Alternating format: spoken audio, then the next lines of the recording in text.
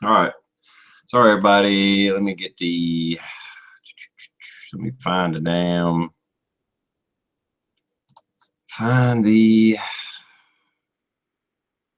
video, because that other one's still going. So I can give them the link. Well, shit, it ain't. Okay, I had to go to live events. Fighting the hell, I just got home from work, so I ain't had time to. I was like, what the shit is going on?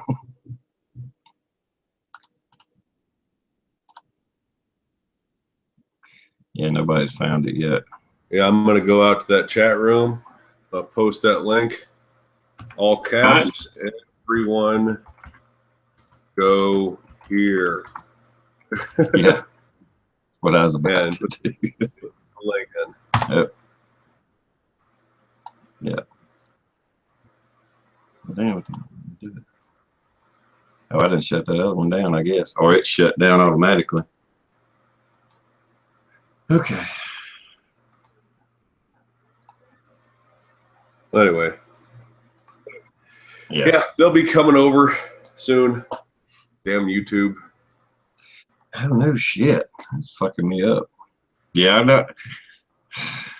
I'm hoping they don't go to that format because I don't even know how that would work as far as inviting people to your chat. I think it works the same. Does it? Okay. I mean, do they have to have that software and shit, or could they just go through YouTube? No, because you're hosting it through YouTube, but we're joining it through Google. Yeah. So it's still a Google thing. So like when you call out or send the links and all that, we're still joining it through Google. So I can only imagine that it's still through Google, and we your guests and the people that are on don't need like that encoding software and all that bullshit. Them motherfuckers, they just can't stop fucking with it. You're muted. Yeah, it had to be Monday or Monday night because it wasn't like it Sunday. And hey, everybody, thanks for coming finding it. Damn it. And like I said, even when I started a while ago, I actually fired my computer up. I had my computer off. It ain't like it was stuck in some loop or something, you know. And it would not let me do the create event. Well, it would let me do it, but if I hit apply changes, it went to the Hangout. And then you had to have an encoder and put the key in and all this other horse shit. I'm going to get it figured out just in case they do that. But anyway. I'm going to go back over to that. Those who've not seen it. Not seen this. Go here for the live show. Oh, that's all like screwy caps and lowercase and caps. And I forgot to turn my clock off. I've seen some people say that they were having problems with YouTube here, I guess, today and yesterday. So they're definitely doing some changes.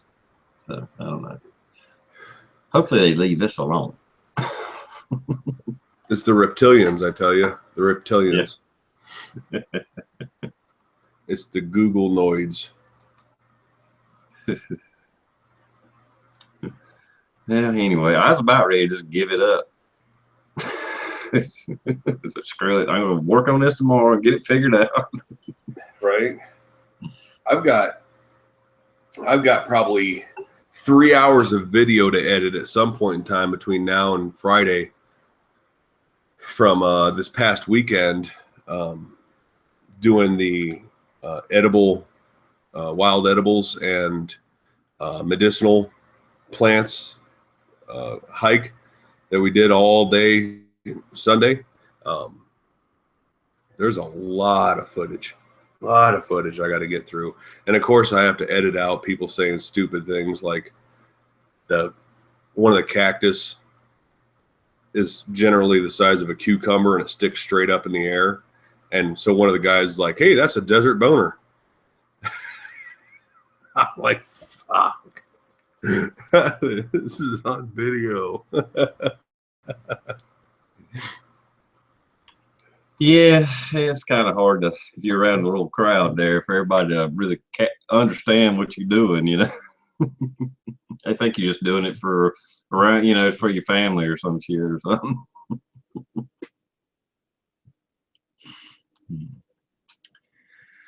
Let's see. What was your problem? I was just having some YouTube problems, Survival. If that's who you're talking to. YouTube did some changes and it wouldn't let me do the live. It wouldn't let me set this Hangout up like it normally does. And then all of a sudden it started working again.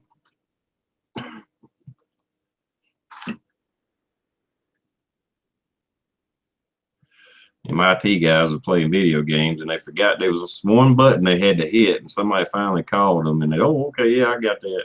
There you go. It's working now. So I got a email back from Radical Firearms. They wanted to know what ammo I was using.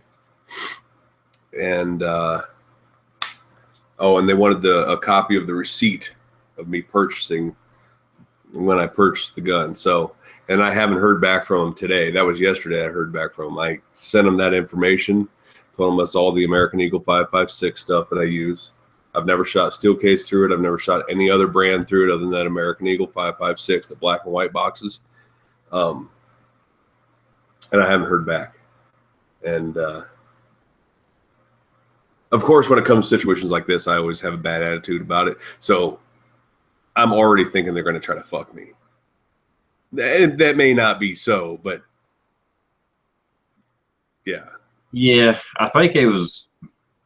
I guarantee you, if you said you shot Tula or Wolf, well, I shouldn't say I guarantee you.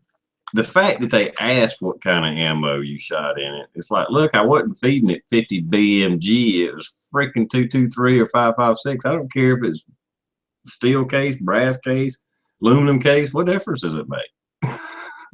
Yeah. Yeah.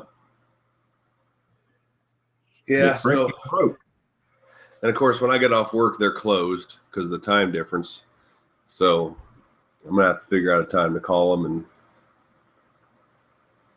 I'm just not having a good feeling about this. That's all. I kind of feel you on that.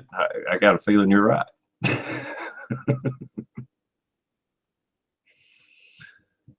Yeah. And that'll be a shame too if they don't.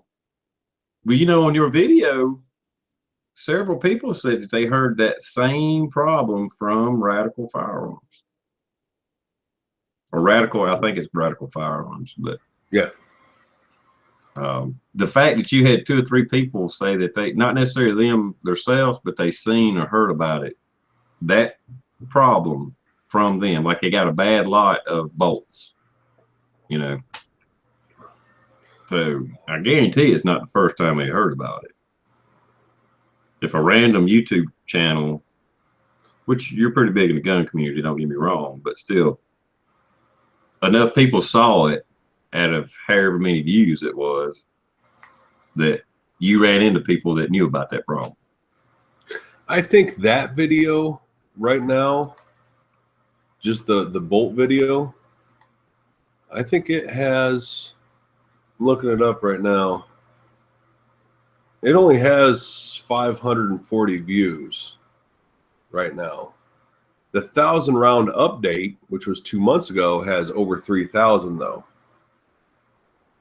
But I said good things then. Well, but that case in point, 500 people watched it, and they was, I don't remember, but I did scan over all the comments at that time. I'm sure there's more now.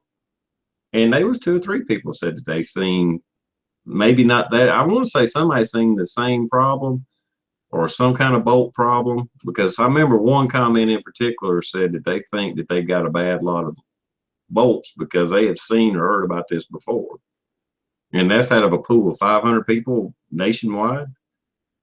And out of 500, boom, there was somebody that seen that before. That's pretty good odds there. Right. War Prophet asked what my warranty said. There was no paperwork with the gun when I got it. None at all. I think, I honestly believe the FFL, when he got it and opened the case. I think he took, like probably the paperwork was sitting in there and he just forgot to put it back in because there was not any sheets, anything with it. There was a flag in it, chamber flag in it, and that's it.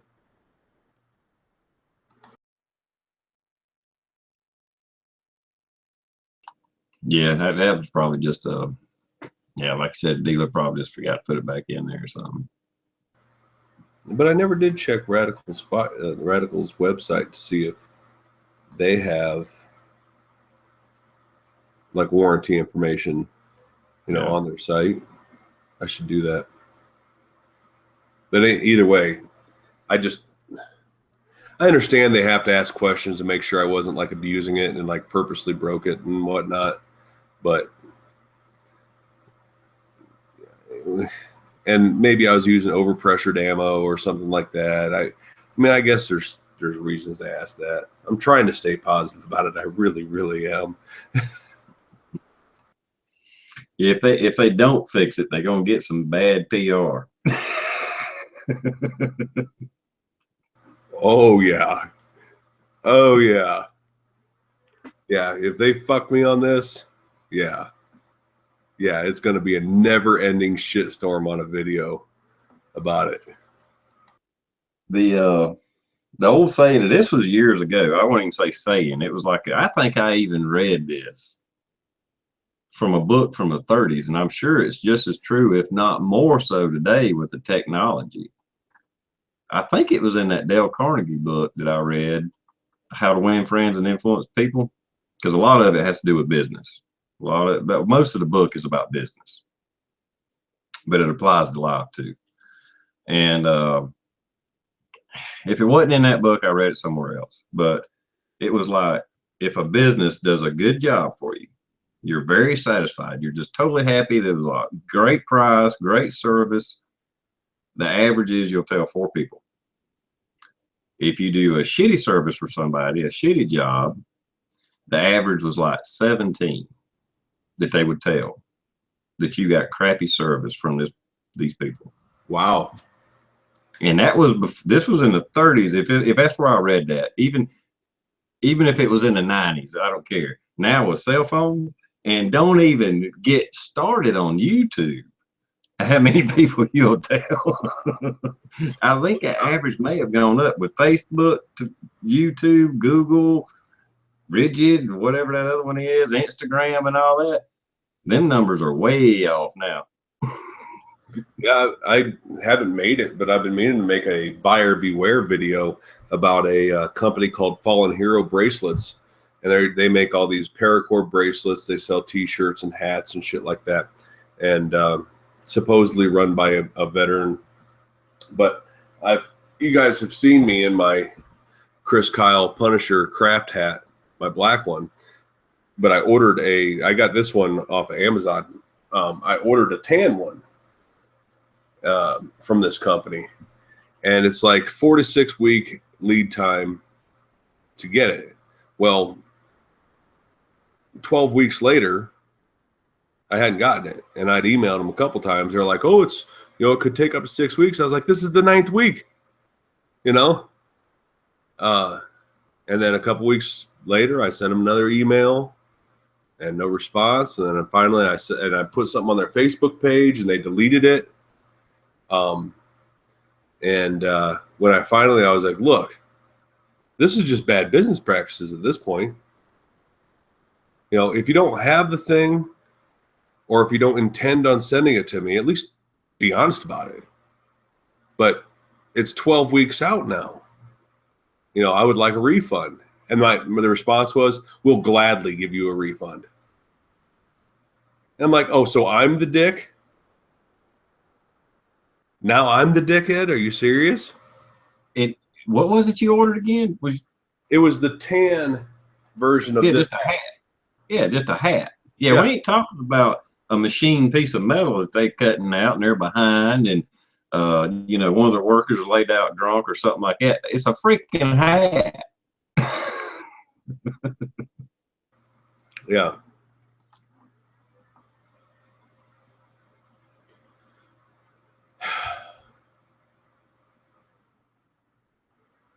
Yeah, Since it's just me, I was just gonna say, since it's just me and Matt, I'm gonna have a harder time keeping up with the comments tonight. I know I was late starting. Finally got it started, and I'm watching it, but I'm not able to comment as much because it's just me and Matt. Sometimes, if I got more, if I got a few people here and they're carrying on the conversation, that's usually when I'm typing. So, sorry about that. I've been clicking back and forth pretty rapidly just to see what's going on out there.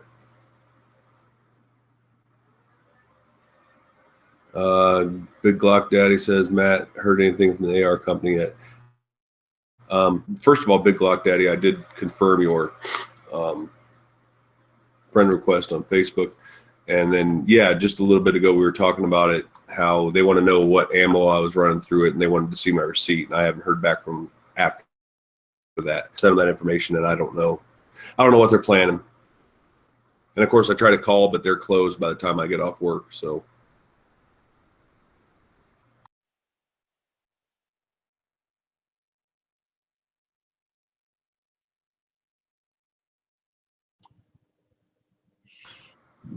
I remember Ohio doing he might have just been talking about it in a chat I was in with him, but he's talking about Century Arms had really good customer service. And I remember that. I think he did a video on it. I think they sent him a whole nother case other than the gun. It had like an extra mag and everything in it. It was like everything, like he opened up a case, pulled the gun out, and said, here, just sent him a whole damn thing. Yeah. If I'm not mistaken. And the yeah, ammo, well, that's what I said. I'm going to go get the box of ammo. Hold on. All right.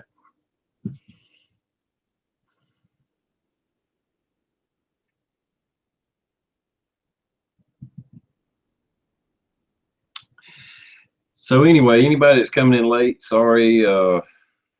YouTube had some glitches going on, and while I was downloading encoder video programs, Matt said his was working. I went back and tried to restart another chat, and sure enough, it started working again. So I don't know. But I'm going to get that new way of doing it all worked out, run some tests, because I got a feeling they may go to that. And if they do, I'll be ready next time. So the only ammo I've run through that AR is this American Eagle 5.56, the XM193 ball. And I get it in these boxes, the cardboard boxes, and the 470 or something like that round ammo cans from Walmart. Yeah, 440, I think, if I'm not mistaken. But anyway, yeah, I know what you're talking about. Yeah, this is the only ammo I've ever run through it. So it's all factory ammo, none of it's steel case. I know there's people that don't like that ammo, but whatever. It's always worked good for me. Hell, that's pretty much saying about mil spec ammo. I don't know. I never shot it, but well, it's 55 grain. Yeah, 55 grain, just ball ammo. Johnny said 420 count. Okay. 400 something anyway. I think 440 is a spam can. I'm thinking about. Ain't that what 7.6239 comes in? Is it? Yeah, they're saying it's 400. They're saying it's 420 rounds out in the chat room. So whatever. Yeah, that's probably it. Either way, that's the only thing. I've bought a couple ammo cans of that, and the rest has been in these boxes or the larger cardboard box. And I can't remember how much is in the cardboard box. I want to say it's 240 rounds, but I could be wrong. Yeah, War Prophet says, isn't that Federal Lake City ammo? And Johnny said, yes. Yeah, it's just federal ammo. I mean, it says American Eagle on it, but it's all it is federal. That's freaking military ammo. I take these plastic cans and I turn them into little survival kits with stuff in them. That's a good idea. Little individual survival kits, get a little food in there, a multi-tool, a flashlight with extra batteries, about 30 feet of paracord. What the hell else is in there? Oh, and a lighter. Yeah, you can pack a little bit more into that than you can one of them Altoid cans. Yeah, and if I really wanted to, I mean, I I could get it down to where I could really pack this if I wanted to do it. Like, for instance, I mean, I would still keep like the lighter, the lighter flashlight, but I put a little 1 can of Viennas in there. If I went with like beef jerky instead, to where it sits flatter, I could put all kinds of more stuff in here.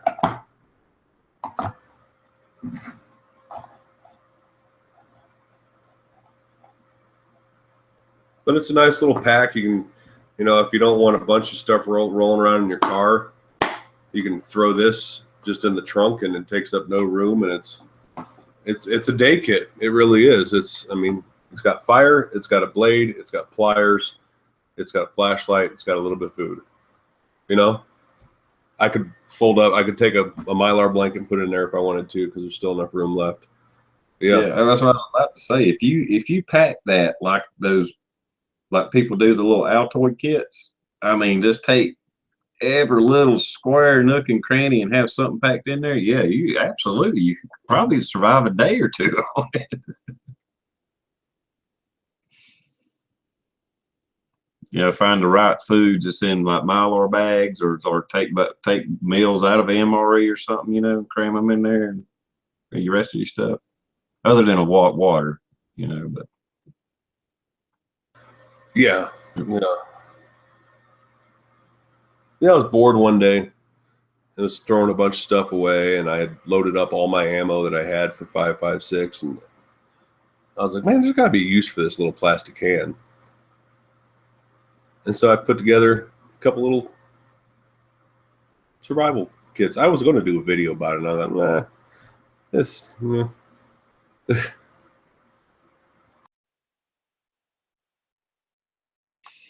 Yeah, there's a lot of stuff I do sometimes. It's like, yeah, I probably should make a video on this, and then I'm like, screw it, whatever. Just do whatever I was going to do anyway.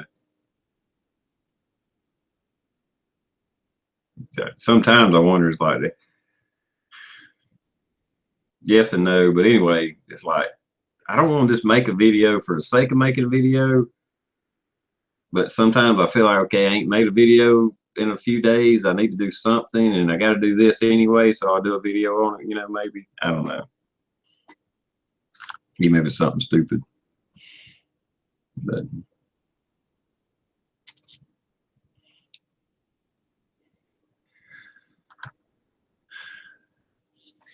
let's see what's going on. But anyway, that is a good thing to do. I like that. Yeah, I do that sometimes, like figure out where I can store certain things. Like I wrapped a section of my AK buttstock with like 30 feet of paracord, just to have it on there, you know. And I wrapped the fore end of the AR with paracord. Like, nah, it's just kind of a 2-in-1 package there. Because I always have, and actually I have it here with me right now, but I always have this when I'm out in the desert. This is always in my BDU pocket, my leg pocket. I always have this. I always have this monocular, this little, I think it's a 4-power, 10 power, this little 10-power monocular, and a tourniquet on me, not including my IFAK and stuff like that. That's not bad to have. Yeah, as far as medical supplies, I bought one of Skinny Medics. Damn, what he called it, a pocket kit or something like that, but it ain't really, it ain't gonna fit in your jeans. It would fit in like BDU's pocket, you know, like a, you know, the pockets on the side if you got like military pants on or whatever. But anyhow, it's a clear plastic pack. But I bought one and took it to work. And I went ahead and opened it up because it's got, like, you know, gauze and bandages, a tourniquet, some other stuff. It was a really good deal. It was only like $35, whatever it was. You know, Cat 5 tourniquet and all that shit. And it's in my top drawer of my toolbox. And all the mold techs and maintenance guys and stuff is like, look, here's a first aid kit. It's just, I mean, it's basically, it's just, if, real heavy bleeding or something, it's a heavy bleeding kit. It's what it is. I was like, there it is. It's in my box. In case I'm the one that needs it, here it is. Don't be running around, because the band-aids and shit we got in the first aid cabinet ain't going to help me none if I'm in bad enough shape that I can't walk up there and get a band-aid myself, Yeah, I need to get another one. The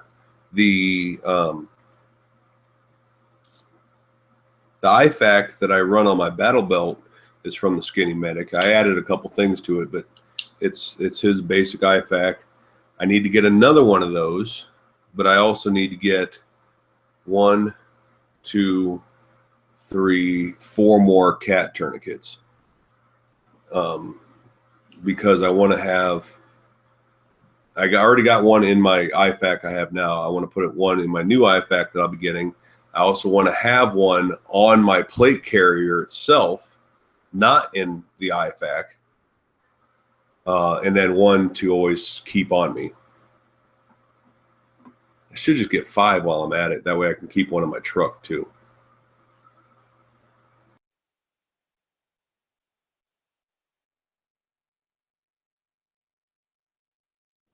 Yeah, one of them things I don't think you could really have. It's like a lot of things. You can't have too many. I got one in my truck. It stays in my truck, but I need to get 1 or 2 more.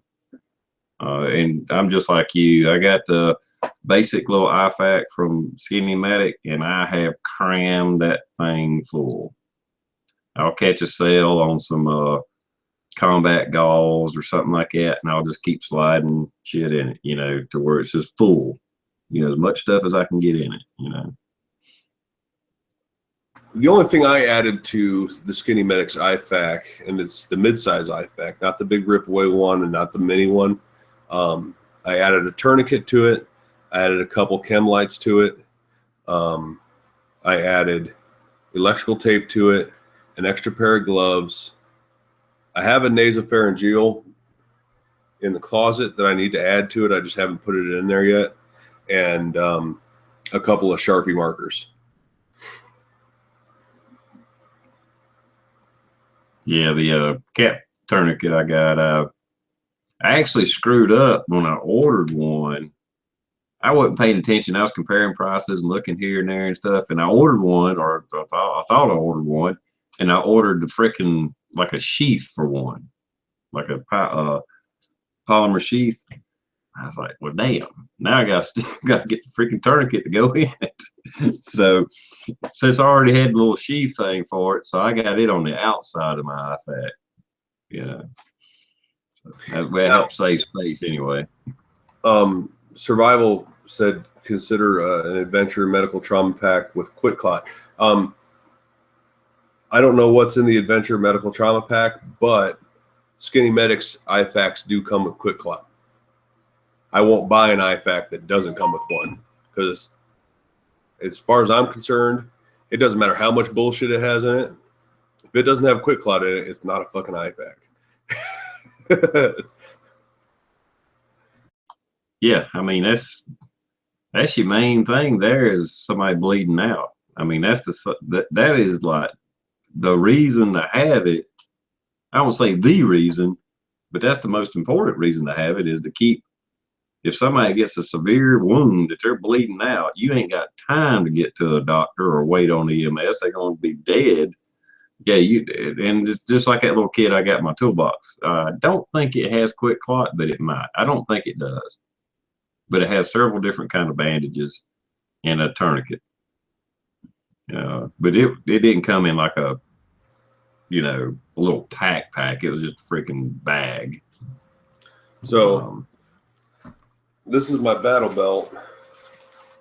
I don't only have pistol mags in it right now, but I use the taco pouches on the side.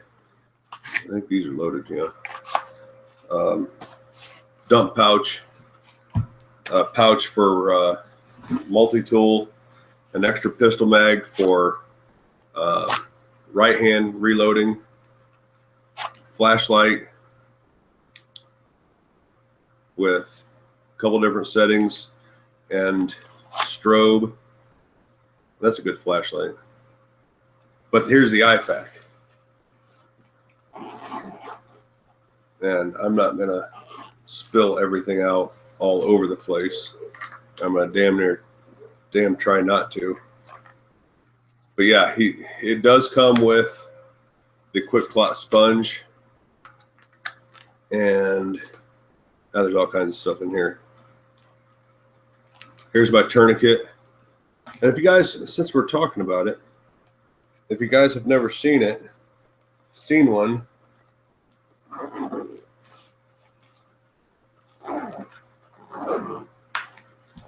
you guys have never seen one. Have you seen these SWAT T tourniquets, TR? I don't think so. Okay. So I've seen some different types, but I don't know if it was that. Basically what it is it's a roll of rubber, really stretchy rubber. And it's got these symbols on the side. See how it's a square here and like a weird diamond shape there. And that tells you if it's tight. Because when you stretch it out, that weird diamond shape turns into a square, you know? And yeah, you wrap the shit out of it, tuck it, and it cuts off the circulation. There's no fitting needed. That's why I like this one, is because if somebody doesn't already have their tourniquet fit to them, you know, or if I'm already using mine that's fit to me, and then I need another one and it's not fit to me, this fits everything. You know, I don't have to pre-size it. And there's a lot of rubber there. I mean, you could damn near cut somebody off at the waist with that thing. Now, what secures it? Oh, you wrap, and then tuck it. Okay. Yeah. Okay. I like them. They're easy to, you know, they're nice and flat. They're not too big. I mean, that's like the size of, you know, Well, I think I've been to a couple medical classes that Skinny Medic did, and I'm wanting to say it might not have been that brand, but I'm wanting to say that he talked about something like that, or even had something like that it might not, I don't remember the symbols on it though. So it might have been something similar, but I think he did talk about, I know he talked about, and he might have just been talking about it in general. He might have been talking about, you know, in a pinch, paracord will work, but it's so skinny that it can do other damage that might make you lose a limb, but it still may save your life, you know. So it's not like don't use it, just it's not the best, you know. You want that wide berth of it to just, you're trying to stop the arteries without damaging, you know, like cutting through. He's basically saying you're almost like cutting through if you use something too skinny. So who was it? Frank? No. Who was that asked for it? Chris DIYer. I put the link in for the SWAT, and that's just a quick Amazon link. It's $13 on Amazon. You can get them for as low as, I think I've seen them as low as 8 or 9, but that's really searching. But even at $12, it's not a bad price. But I think I always consider the average to be $10 for them, like, because you can find them at 13, you can find them at 8. So, you know, 10, $11 is normally what I say they run. That's pretty cheap too. Yeah. And I won't say idiot proof, but just very easy to use. They're idiot proof. Yeah. A cat tourniquet, you really need to get it out and play with it a minute so you're kind of familiar with it. It's real simple to use, but I'm not sure that any moron could use one. You know what I mean? That's another thing I like about these SWAT T tourniquets is I mean, if you can wrap a bandage around something, you can use these. They truly are window licker proof. I mean, yeah, you can hand any moron one of these and be like, just wrap it around my leg tight. okay, you know, and it works.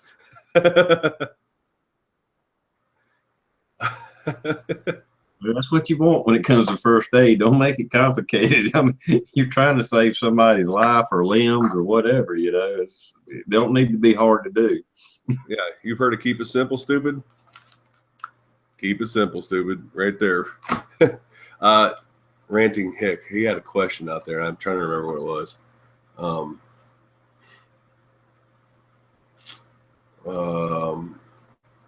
Hick asked, how do you carry extra mags normally? Are you throwing them in a pocket or do you have something else?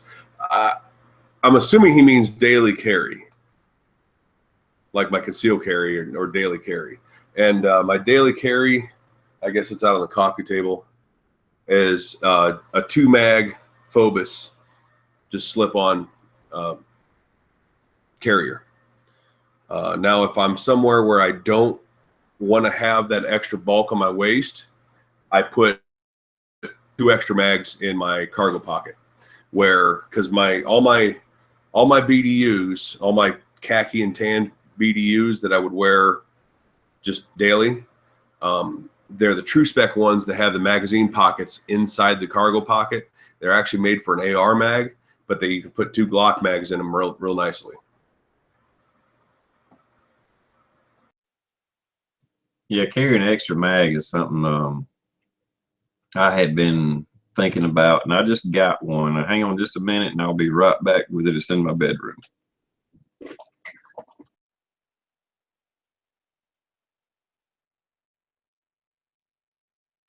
Yeah, and then as far as like my battle rig, so to speak, I carry 5 rifle mags plus the one in the rifle, which doesn't count. So 5 rifle mags and 5 pistol mags. Well, 6 pistol mags, I'm sorry. So I do have the spare on the right side. That's my loadout, is 5 and 5.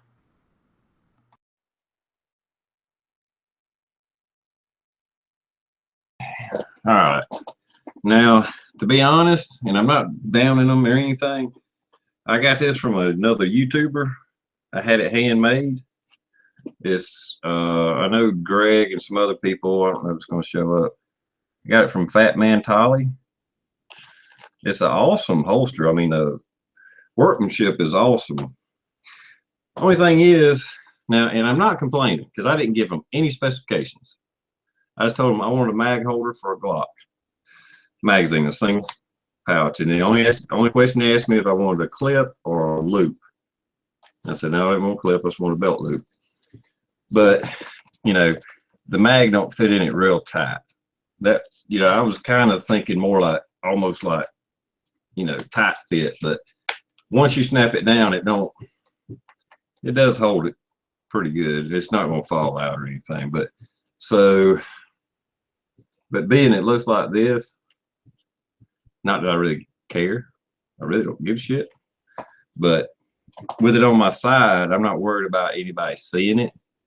Because if you just glance at that, for all you know, it's just a big buck knife in it or some other tool, a utility tool or something like that. So now I carry an extra mag with me. So, but the good thing about it being a little bit loose fit like that is I've checked it. Any magazine I got, double stack will go in it. So, Hick said he asked because he was trying to figure out, you know, his daily carry, you know, how to best way to carry extra mags for his daily carry. Like I said, I use the double Phobos, just that slip-on paddle style, to usually carry extra mags. However, a couple of these Kydex places, like I know Bravo has them, I know Black Dog has them, I know a couple other ones have them. I've been thinking about getting the single mag Kydex because it sits so much tighter to my body that it's easier to conceal than that Phobos dual mag holder. So I can put one in there and still keep one in like my cargo pocket or, you know, whatever, or just roll with one extra bag instead of 2. I have been really considering getting one of those, The only reason I haven't is because I haven't really had the money that I want to put towards that, not knowing if I'm going to like it. If I knew I was going to like it, I'd have bought one by now. But not knowing if I'm going to like it, the 40 or 50 bucks that it costs to get one, I haven't. I just haven't allocated money for that.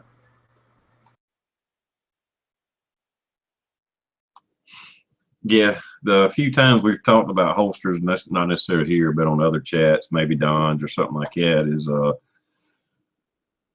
when buying holsters, unless you can strap it on, put your gun in it, and kind of try it on like it's a pair of shoes, it's hard to spend.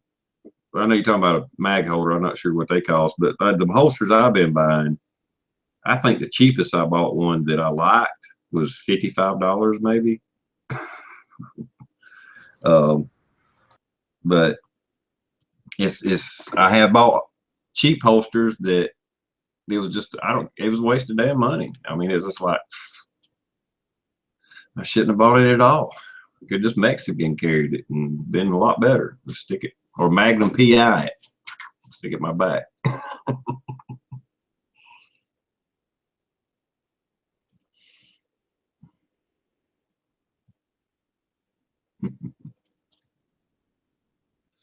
All right, this is turning into a gear chat because now they're talking about, or there was something about a Voodoo radio pouch. I think it was Hick again said something about that, Ranting Hick. Hey, curious. Ranting Hick says, or no, who was it? He says, I have some Voodoo radio pouches, but they are too loose for my taste. Well, I'll tell you what, buddy. Let me get back to the chat here. This is one of my plate carriers. This is the one I've been running for like 4 or 5 years. I'm currently setting up another one that I'm going to use as my primary one. I don't have any mags in this right now. But I don't know if you can see it, but this guy right here, this Condor radio pouch, this thing is not loose. And I just loop the antenna through here normally. But that thing is not loose. The radio really doesn't move around in there. I mean, it's only held on by one piece of MOLLE. So it moves around just a little bit. But I've never lost it. It's never fallen off. And the radio fits real good in there. And when you plug the earpiece in, which I can't see what I'm doing right now, but the earpiece comes all the way up to here. Having that plugged into here makes it an even snugger fit. So it works out really well, that Condor one. I was just about to ask you if you had a earbud and mic set up, and I was going to suggest that one that you just showed. That's a pretty slick setup. I got one of those from Wouxun and Bofong, the earpiece, and then not that you'd do it like that. I don't know how you would do it on your setup there, but you know, it's made to have, like you're the damn Secret Service. You know, you get the little tube up here, and you can run the damn mic down your sleeve and talking to your hand or whatever. And they're cheap. Yeah, it's just run. I have it clipped. I've got my Ranger beads over there too, but it's just tucked in there right now. But all it is just clipped up on the shoulder strap, and then the mic is right here. And so basically, it's basically sits like this, right basically at the top of my sternum. So the mic is real close. That's not a problem. And the earbud is right there. That's a good setup. And then the wire, I have the wire run, you can't see it because of the mag pouches, but it's looped through the MOLLE back here behind the mag pouches, and then comes down here to the side to plug into the radio. So it's pretty much on there. It's not like I can lose it.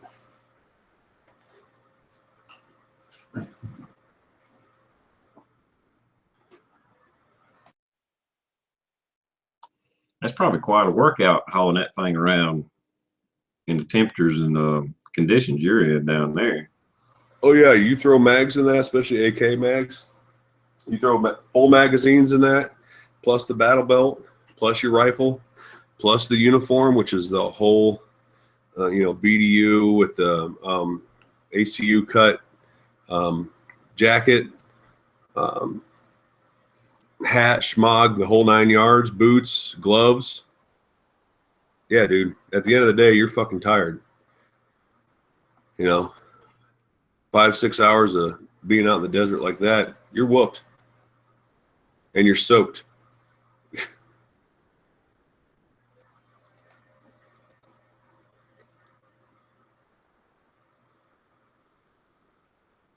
Find a cleaning kit that breaks down to carry with you. This info isn't for Matt. Oh.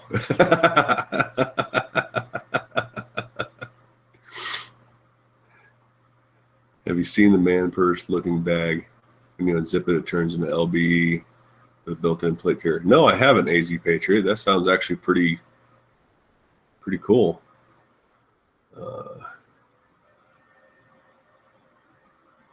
What else is out there?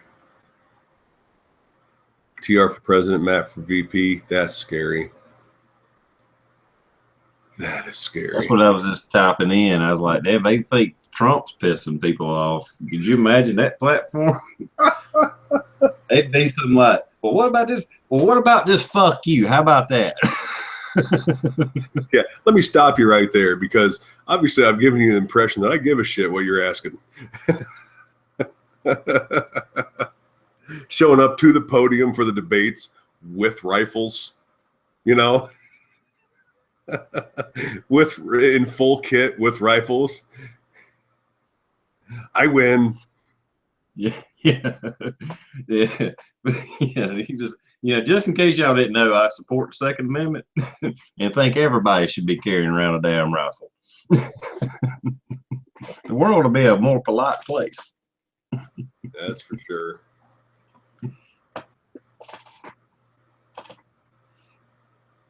Yes, Greg mentioned Secret Service. He'd be the only president and vice president in history that doesn't have Secret Service. Have you seen those guys? They don't even need it. They're wearing fucking AR-500 right now. They're carrying more ammo than the entire Secret Service squad that surrounds them. Don't worry about it.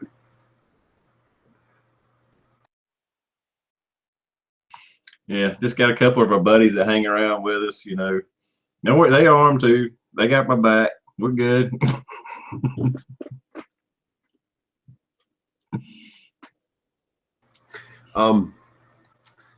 Fuzz T Fork said, if you can't afford plates, fill up sandbags.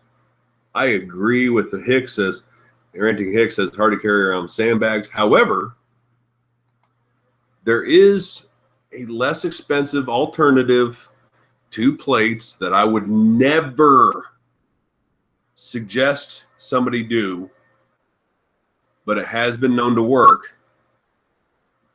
But please, if you're going to get plates, just spend the $90 a plate on AR-500 and be done with it. But you can take, couple inch thick, inch and a half thick phone books, put several layers of duct tape on those things and stick them in your plate carrier, and they'll stop a pistol round. And it's the cost of duct tape. Yeah, I knew where you was going with that. I have seen or heard about that. And yeah, pistol rounds, I can see that stopping pistol round. Yeah, you're not going to stop a high-powered rifle round with it. You're not going to stop 308 with it. It's going to shred through it like it's not even there. But you'll be able to stop a lot of knife attacks, and you'll be able to stop a lot of mid-sized to smaller caliber pistol rounds.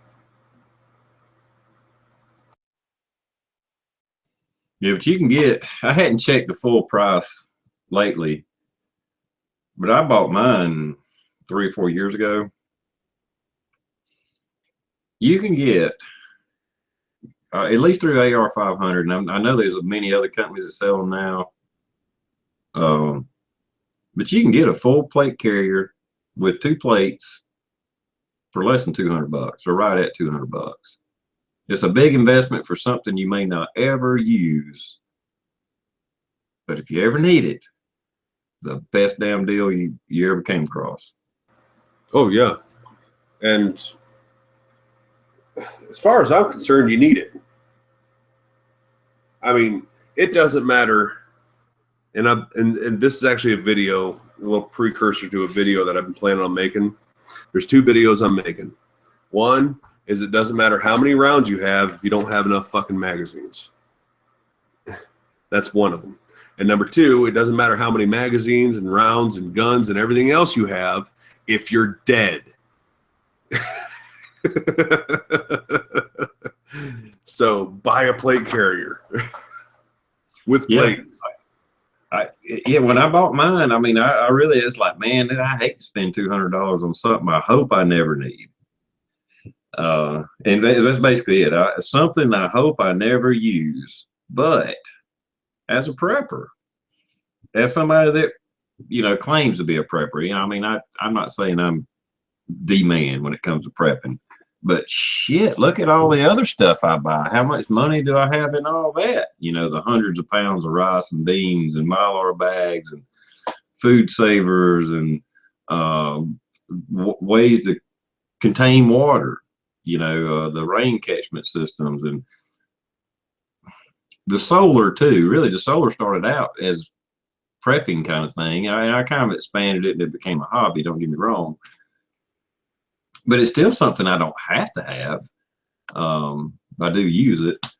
Hell, just on and on and on and on. Now, guns and ammo, I was kind of a gun guy before I was a prepper, so that wasn't too far of a stretch. But still, how many hundreds of dollars or thousands of dollars we spend on all this other stuff, and then for $200, you got a life-saving device or a potential life-saving device. Yeah. And I mean, like the guys I train with, everybody says, man, that shit's heavy. They put their shit on and clean the house. They put their shit on and walk the dog. They put their shit on and exercise. They put their shit on, of course, out in the desert. They're put that shit on and wear it. Get used to wearing it. Get used to doing stuff with it. House cleaning is a great thing to do in full kit. I know it sounds weird, but the amount of bending and crouching and moving and scooting furniture and getting up into high places and everything else you do that you don't realize you do when you're house cleaning, you realize you do it in full kit. And it will do nothing but make you better later down the road. Yeah. I agree with that. Well, it's like anything else, any other kind of workout you do. If you do a workout of any kind, you're probably using muscles you don't normally use, and you'll know it that day or the next day that, hey, them muscles hadn't been worked in a while. And I would imagine carrying a plate carrier, wearing a plate carrier, you would end up using different muscles as you're doing your normal, routine or whatever. Somebody mentioned canteens. Who was that? So Stop 357 says real men don't clean house. Fuzz T Fork says, since we were talking about things to carry, let's not forget about canteens. I don't do canteens, but I do like camelbacks. Like there's one mollied to the back of this. I have one mollied to the back of my other plate carrier. And then I have a dedicated one that's just a camelback backpack as well. And then my chest rig, I have an AK-47 chest rig, holds 8 rifle mags and 2 pistol mags. One of those always has a bottle of water in it. If I'm not, and then I'll put my camelback on with it.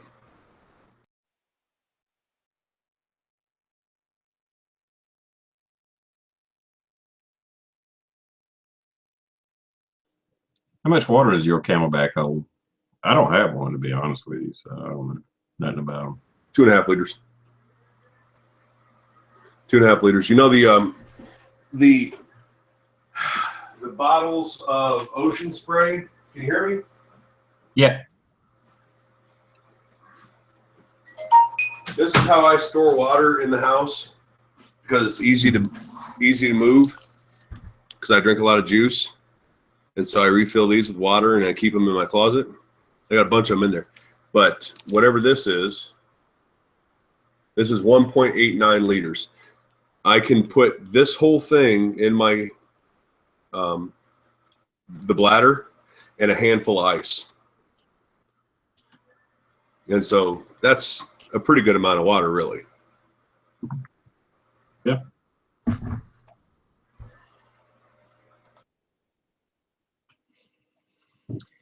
Let's see.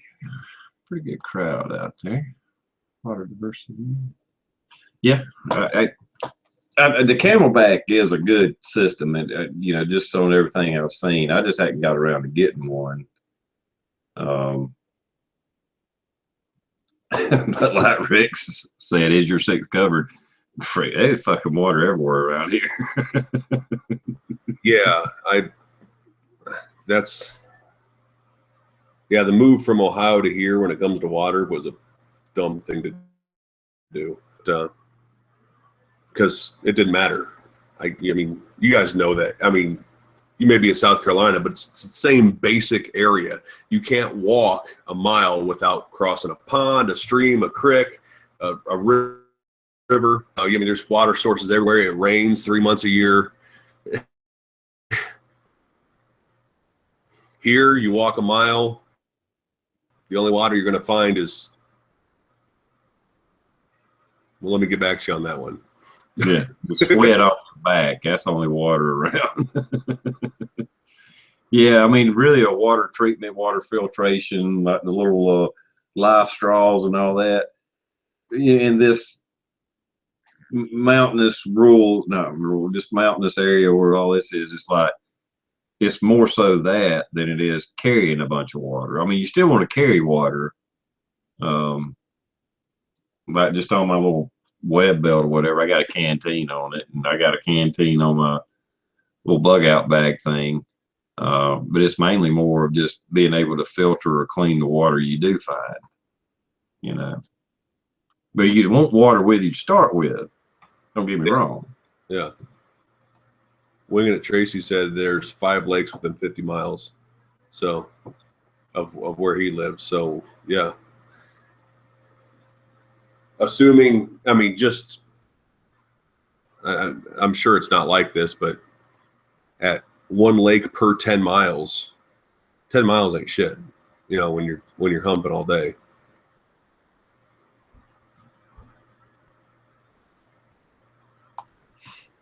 Yeah. Yeah, water. I mean, it would still be very important, don't get me wrong, if you was whatever. I don't have water on my property. That's why I have 275 gallon tote beside my house. I have 4 more of them that I just haven't set up yet.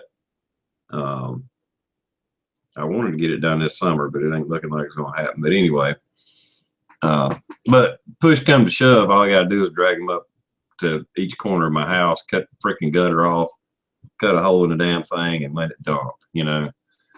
And we get enough rain that I'd be okay.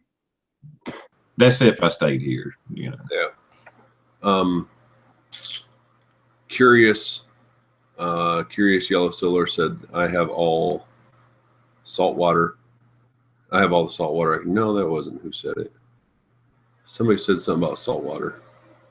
Maybe it was Curious. I have all the salt water I can't drink. But it's pretty easy to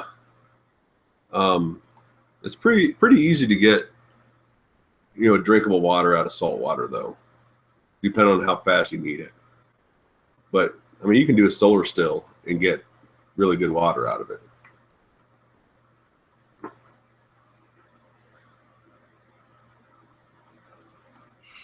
Yeah, there's different ways to get it.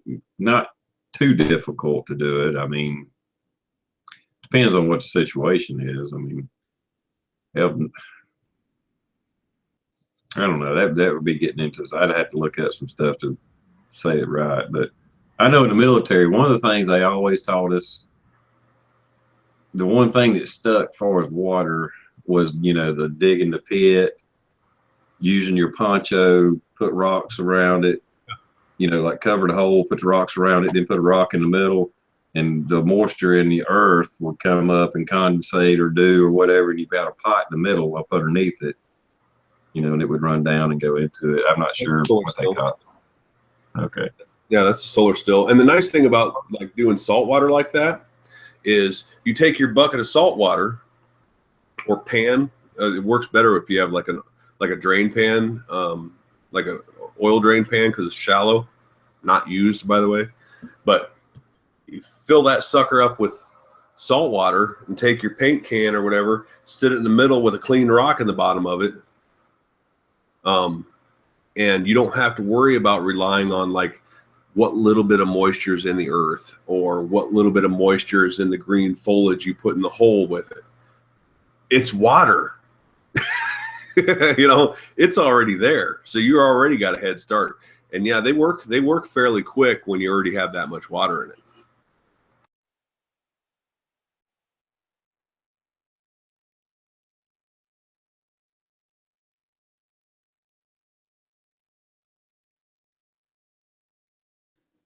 Yep. Okay.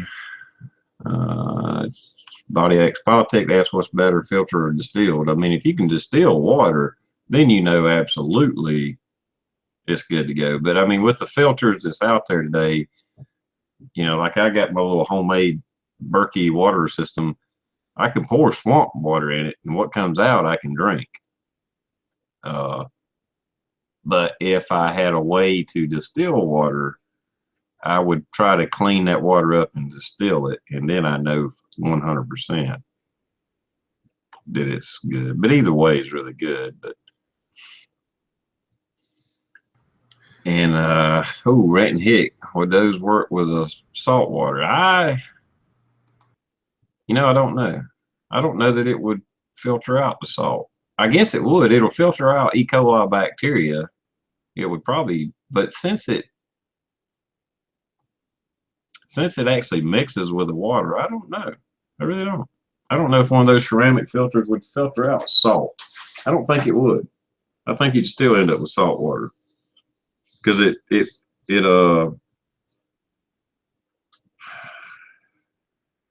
not sure I'm reading the right term. It basically melts with the water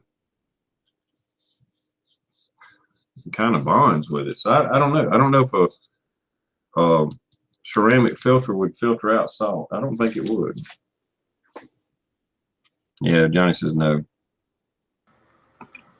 Well, like they're talking about distilling. You can distill water with basically a paint can, some copper tubing, and a fire. Yep. It doesn't really take much. I mean, a little bit of ingenuity, but yeah, with a tin can, some copper tubing, or brake line, or whatever, and fire, and you have a distiller. It may not work the fastest, but it works. Yep. All you gotta do is just somehow channel the steam off a boiling pot into another container. However you do that. I mean, something sanitary, of course, but yeah. Hell, I don't care if you didn't do nothing else but do the solar thing you're talking about. What'd you call it? Solar, the tarp kind of thing? It's a solar still. Solar still. Hell, you could do about the same thing if you had something like a tarp or whatever. If you just boiled the water underneath it, not too close to melt it or whatever, and let the steam hit that, condensate, and run down and go into another pot. There you go, still water. Somebody, Jay, said, don't you need something cool to condensate the steam back into liquid. Yes, you can. You can like, if you have a shorter pipe or a shorter piece of brake line or something that you're using, get your neck wrap wet and put it over that, and the breeze will help cool it off. But if it's longer, a lot of times by the end of it, it's cooled off enough that it starts dripping.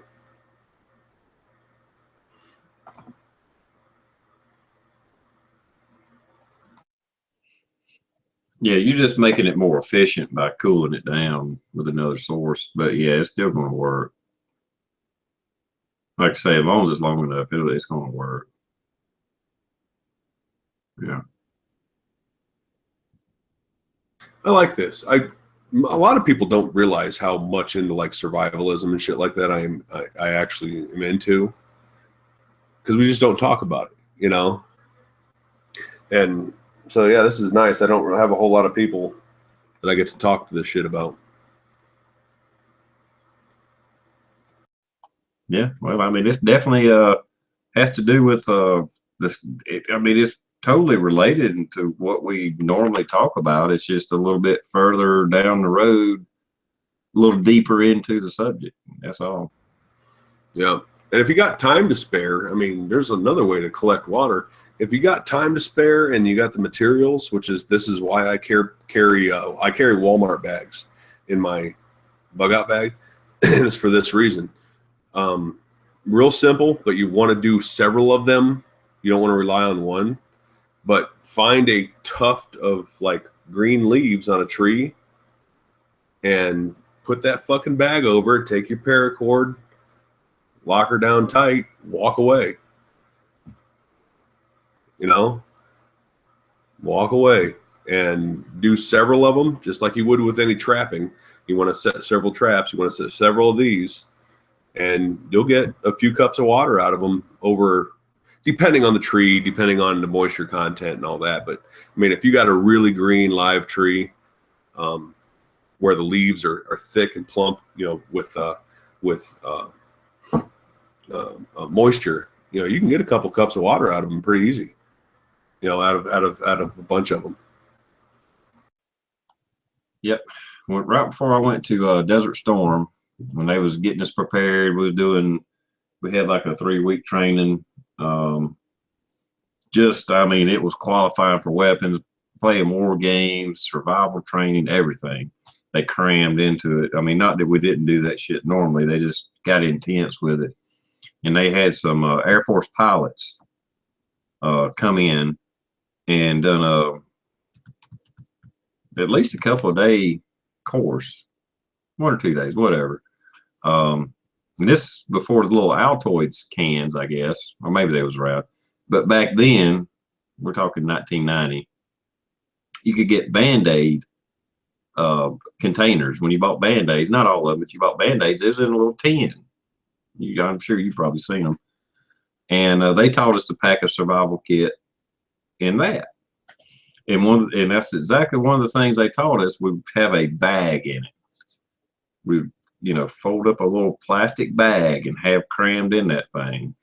Because these guys were taught how to survive with really minimum, because they were taught to have enough survival gear on them eject from a plane, and so they ain't got a whole fucking backpack and all that shit. Anyway, and we actually done that. We took a bag, clear plastic bag. It could be, like you said, it could just be a Walmart bag, but we took it as little bags and we put them over damn trees, wrapped them up, and then we came back later that afternoon and seen that it collected water. And then they told us it's probably going to taste like shit, but it'll keep you alive. It's going to taste like wood. Imagine eating a leaf, that woody green taste. Yeah, that's what it's going to taste like. Randy Hicks says, hell, a few hours of 420 and you're more qualified than anyone you're going to see on TV. I don't know if Randy Hick was in here earlier, but I was talking about the hours of video that I have to edit. 420 is the one who took point on that hike for the day, all day. It's like 7 hours or something on Sunday, doing the wild edibles and medicinal plants. Yeah, he's the one. He's the one who led the whole thing.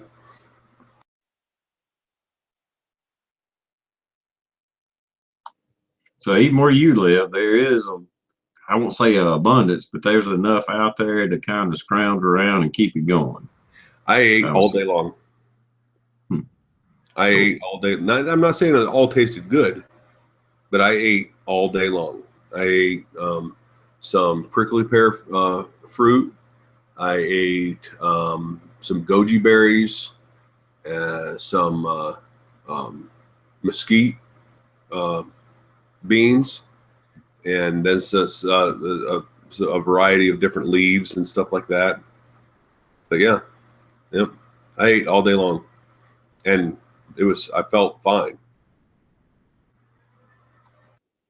And that's going to be true anywhere, any part of the country, but I would think a little bit more emphasis on it is probably I shouldn't say way more.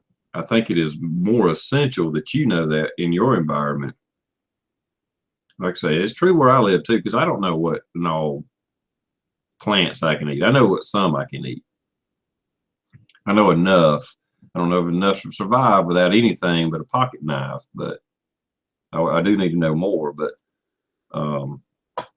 I guess it's important, just as important everywhere, but I would think more so in a sparse land like where you live at.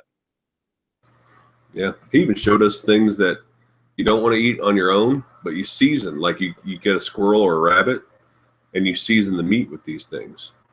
You know, a couple different plants, and they smell amazing. And then we found the two most important plants in the world. That's what I've named them, the two most important plants in the world. I have to go back and look at the video to see what the name of them were. I can't remember. But their leaves, one of the medicinal properties of their leaves is they help with PMS.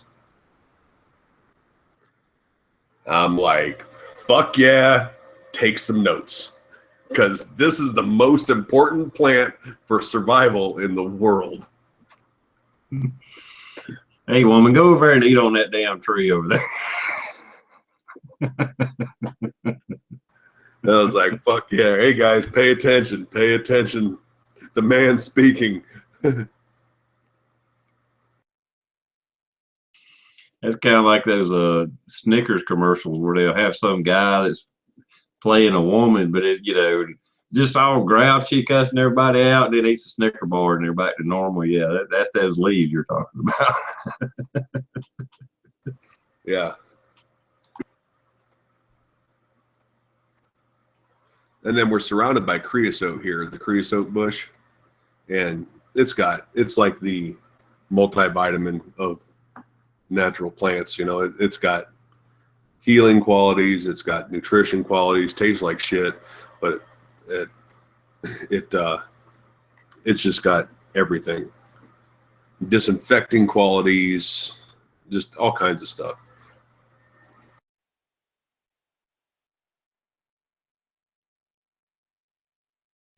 I definitely wouldn't have known that. I don't think I know about creosotes that they pack guns with and stuff when they put them up for storage. Or no, I'm thinking That's cosmoline. Yeah, I'm thinking of telephone poles. Yeah. Oh, really? Huh. Well, I'm sure there's a lot of stuff that's good for you or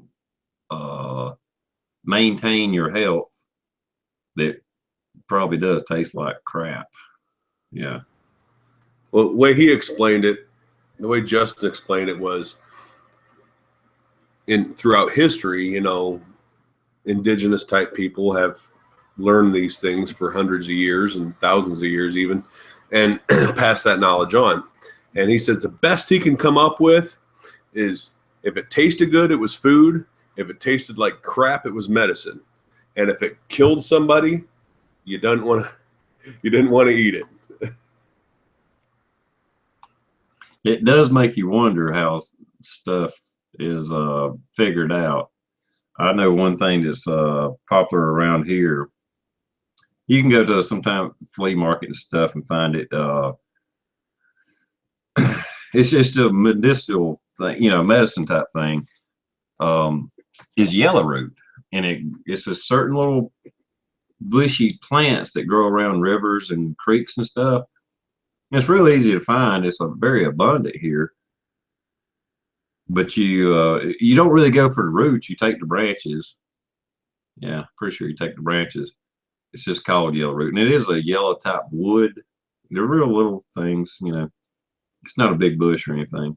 And you strip the bark off of it, and then you break off a little twig of it or whatever, and you just gnaw on it, just kind of chew on it, and it's like a natural aspirin or pain relief or whatever. It kind of eases your body or whatever, and it's real easy to find. I grew up on a creek and we had it.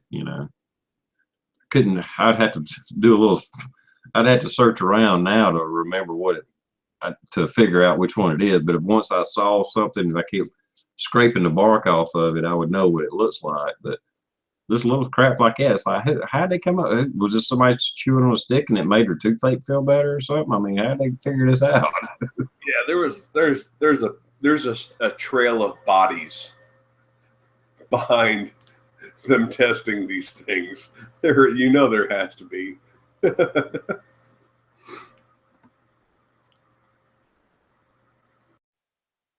A trail of bodies and a trail of really high people. Yeah.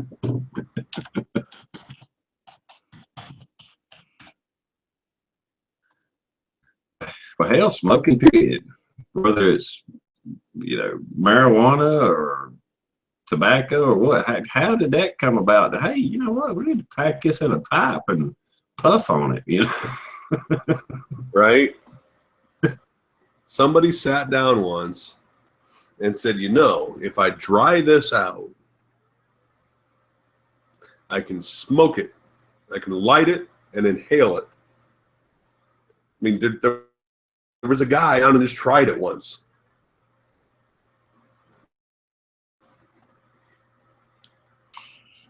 Yeah, I'll never figure that one. Well, I'll never figure out a lot of stuff, but yeah, a lot of that stuff, it just don't make sense. Well, I figured it out. JXX actually brought up a good point. I hadn't even thought about it. I'll bet some prisoners or slaves were used for testing. The American Indians had a lot of slaves and had a lot of prisoners. If you look at the history of the Native Americans, they were pretty brutal slave owners, and far before white man ever showed up. So there's probably some truth to that. What JXX was saying.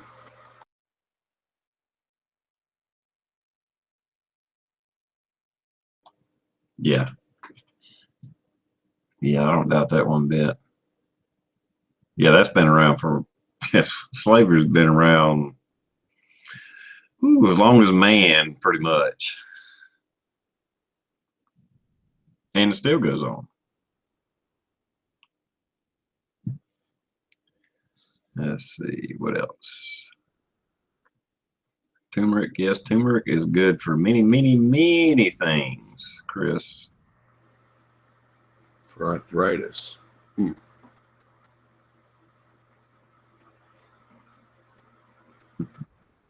Stan, unlike coca leaves, just chew them and your face goes numb, or so I hear.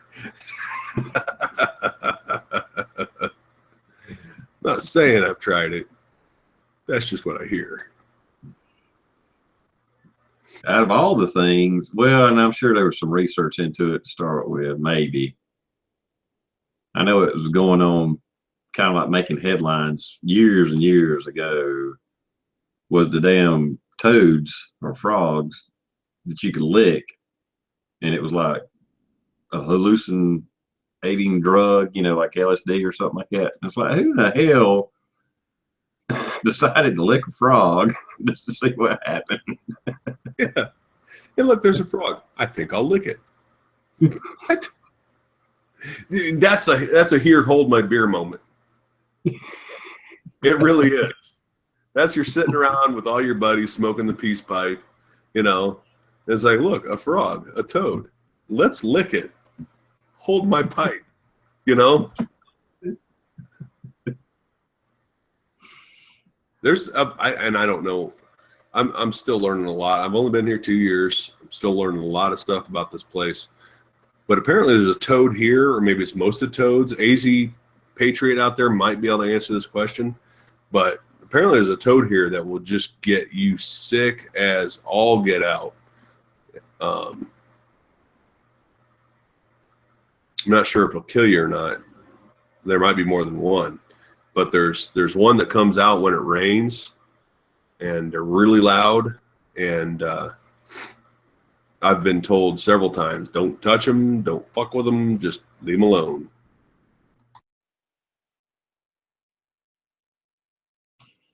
Yeah, somebody, I want to say somebody that I know, somebody local was telling me about it, but maybe it was on the chat. I don't know. Was some idiot at some, drunk party or whatever, decided to bite the head off a lizard or something like that. And it did, that was one of its defense mechanisms, is emitting some kind of poison, basically. Didn't kill the guy. Like I said, I don't remember if it was one of us in the chat or if it was somebody I work with. But made him sick for a day or two. Decide, get a dumbass thing to, I'm going to bite the head off this lizard. Or, I think it's a lizard, but.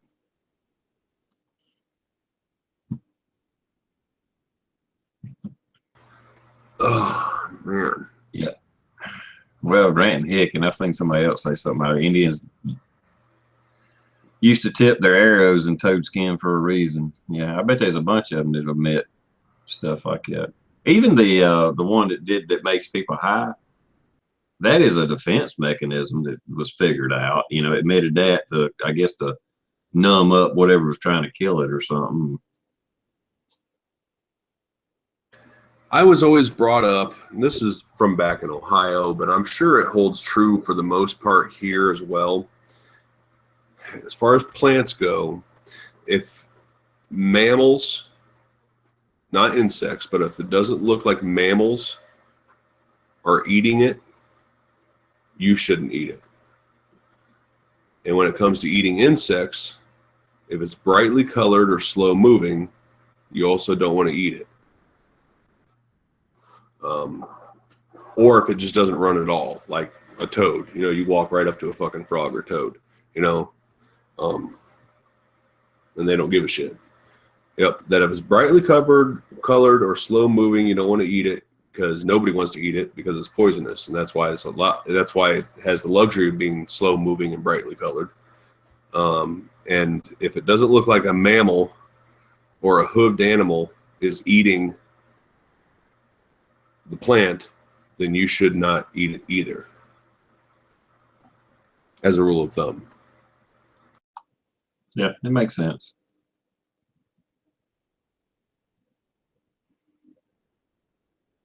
Yeah. Yeah, if it's heavily camouflaged and trying to hide from everything, it might be yummy. Yeah. Yeah.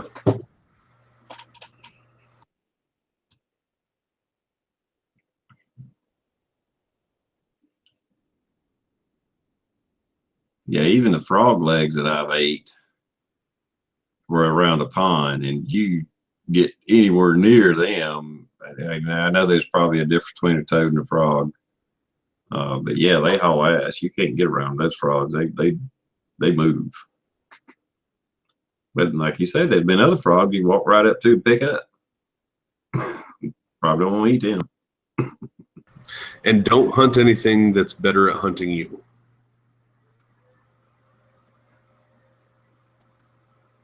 Don't hunt anything that's better at hunting you. Yeah, because it's probably better at it. Yeah. Yeah. Body X Politic asked if I heard anything radical firearms. Yes, sort of. I heard back from them. They asked me what ammo I was using, and they wanted to see the receipt, the sales receipt from AIM Surplus where I bought the rifle, and I haven't heard back from them since. I sent them the information they wanted, and they wanted to know what ammo I was using, although I wasn't shooting it at the time. But they wanted to know what ammo I was using in it, and the bill of sale.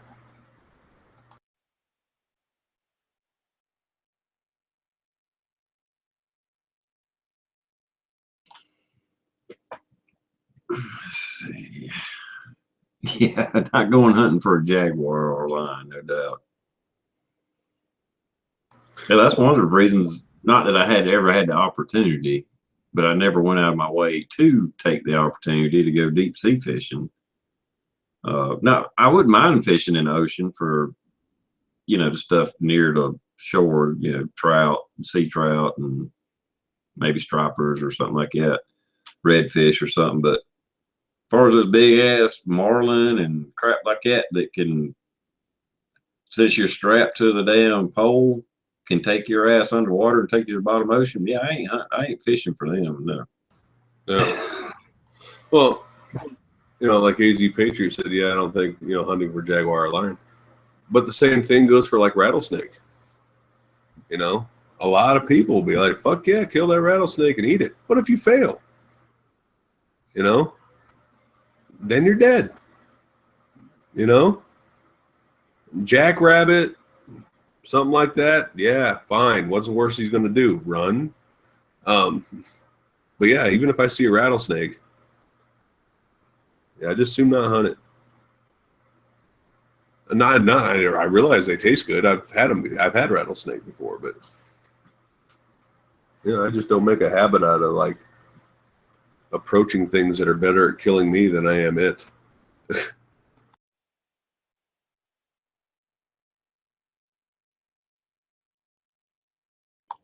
Yeah, rattlesnakes, usually you don't find them until you step right beside it.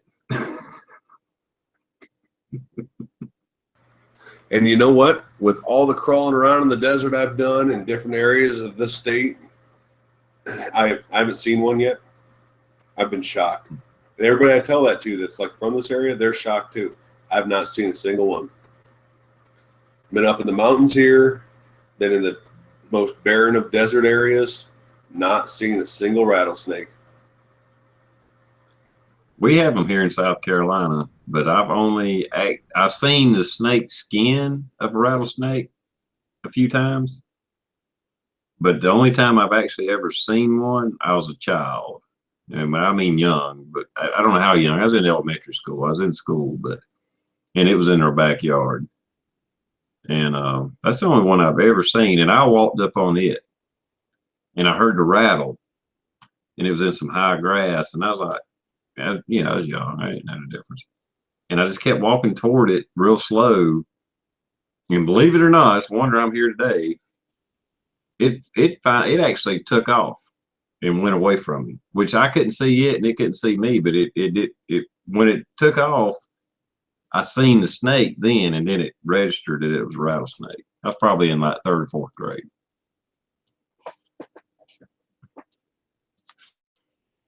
But I didn't see it coiled up, all of that. I just heard the rattle, and then I seen the snake go away from me. And I was like, I don't know if they have these all over the country, and AZ Patriot could probably back up what I'm going to say here. But we have rattlesnakes here, at least at certain elevations or maybe certain times a year, that don't rattle. They have evolved to the point where they figured out that, yeah, the rattle is a deterrent, but it's also a, hey, here I am, for predators. Tell you like that shit. Fucking rattlesnake that don't rattle, little bastard. I didn't know some of them used the rattlers to actually entice prey. Well, no. It wasn't to entice prey. They figured that somewhere down the evolutionary chain, they figured out that, yes, the rattle can be used to ward off you know, predators, but it also lets other predators know where it's at. Ah, got you. Got you. That makes sense. So the ones that were lazy started living in.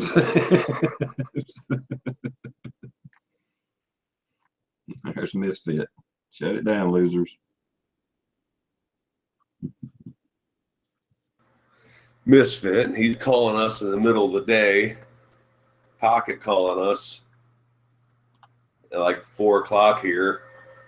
I'm like, well, we're starting early. Oh no, that's Misfit. What the hell is that all about? I thought you got a hair up your STR and decided to start another one early.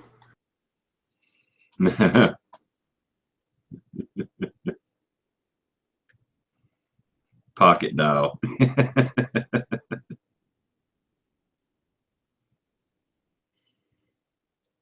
I get those every once in a while. We call it butt dialing. So many people just stick their phone in their pocket nowadays.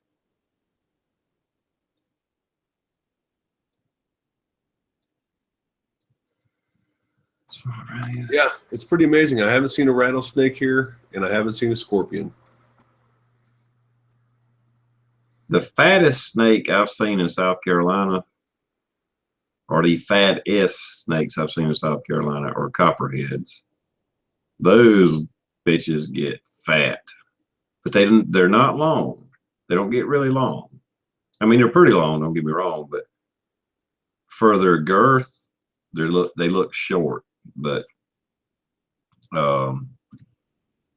like cottonmouths and stuff like that, they'll be like damn near one width all the way through. The copperheads kind of like start out the head kind of, we'll just say skinny, and they get fatter and fatter and fatter and fatter, and then they start tapering back down.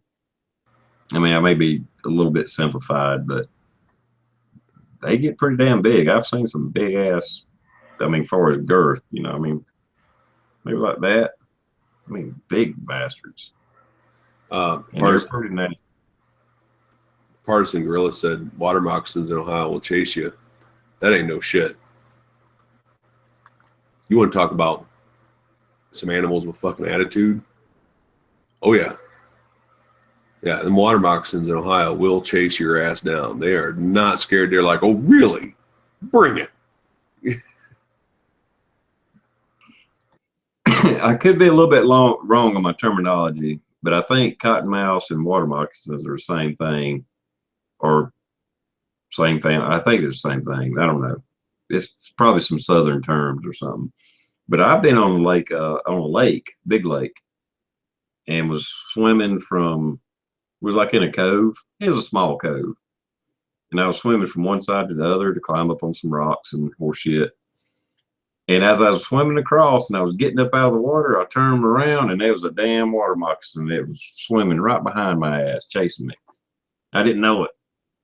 And of course, then I was married and stuff, and I didn't say a fucking thing about a snake chasing me in the water because we would have had to go home right then. I was just like, oops, okay. Yeah, because there's a lot of watering holes and cattails and stuff like that all over Ohio. One of the things I miss about Ohio is cattails, because you can find them anywhere and you can eat them. And they're great for carrying fire. But is the water moccasin is one of the biggest things. It's like you start going towards a watering hole, especially one that doesn't look like it's frequented by humans. No, I don't think I don't think so.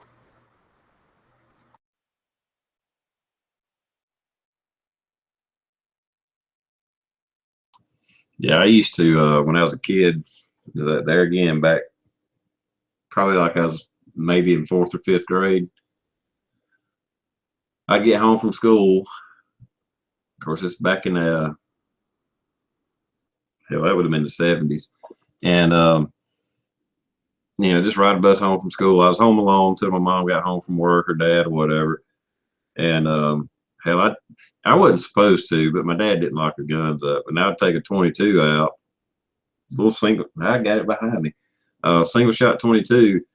And we had a creek in our backyard, and I would walk down that creek line and look for snakes, because what they would do in the middle of the day is they would get up on the brush over the creek, and wrap up on the little limbs and stuff of the brush and, get their heat as they do, they sun or whatever. And I'd shoot water moccasins. And there's probably some other kind of snakes too. There might have been some I was shooting that probably should have left alone, but it was a snake. It was in the creek that I played in, so I killed him. We got a problem with these. It's a indigenous species here. It can be found in Southern California, Arizona, New Mexico, and Texas mostly, and it's of the Mexican variety with AK-47s. You want to avoid them too.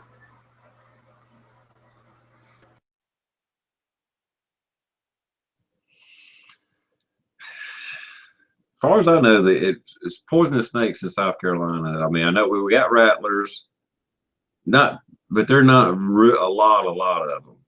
It depends on where you're at, how far you go in the mountains and different stuff and the different terrains. Where I live, it's really, really rare to see a rattlesnake.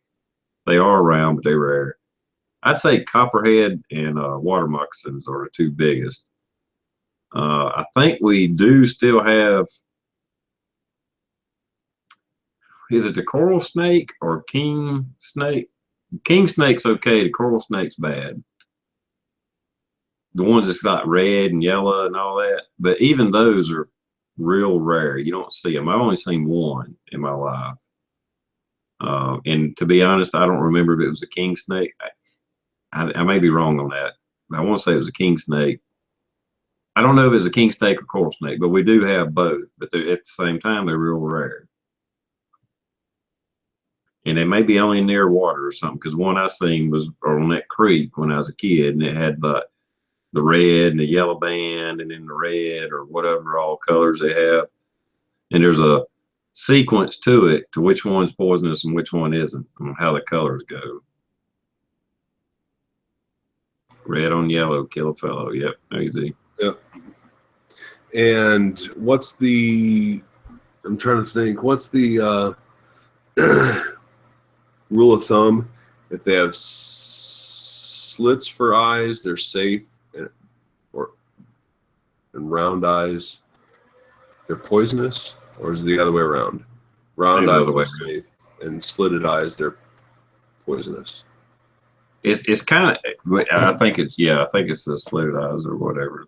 But I know one thing as a general rule of thumb, and they're very pronounced here. Not all snakes, but like I killed one black snake and put on video, and I got fucking hammered for that. Oh, that was just a whatever kind of snake, some kind of black snake. And I was like, I don't give a shit. It's going after my chickens. But as a general rule of thumb, like a rattlesnake, a copperhead, and stuff like that, they have a very pronounced, like their body goes up to their head and it comes out, then it goes back in, a diamond-shaped head.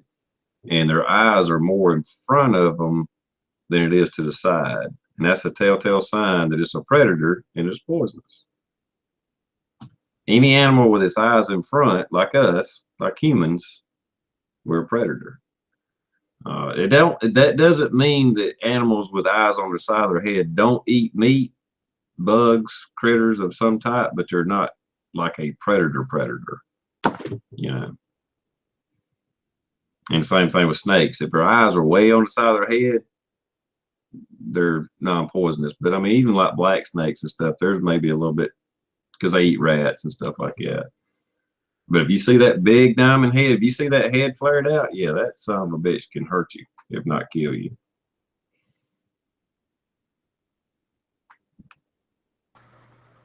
We got some snake experts out there, seems like. That's not being sarcastic. There's some. I'm assuming it's good information out there. Like AZ Patriot says, all snakes are predators, but vipers do have certain shape to their head. Red, black, friend of Jack, red and yellow, kill a fella. Yeah. Well, I mean, that's what I was saying.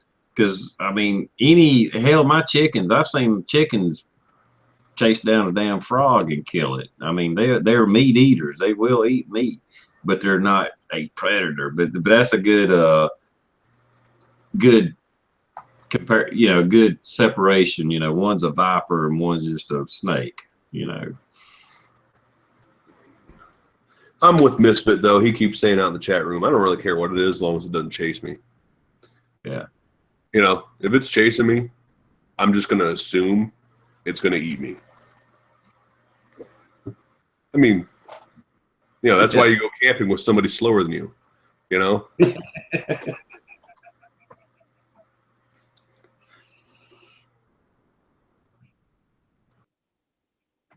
Yeah, when I went camping and met up with Pop's Quest here the other day, a couple weeks ago, which we didn't show and tell or nothing like that. We talked about it afterwards.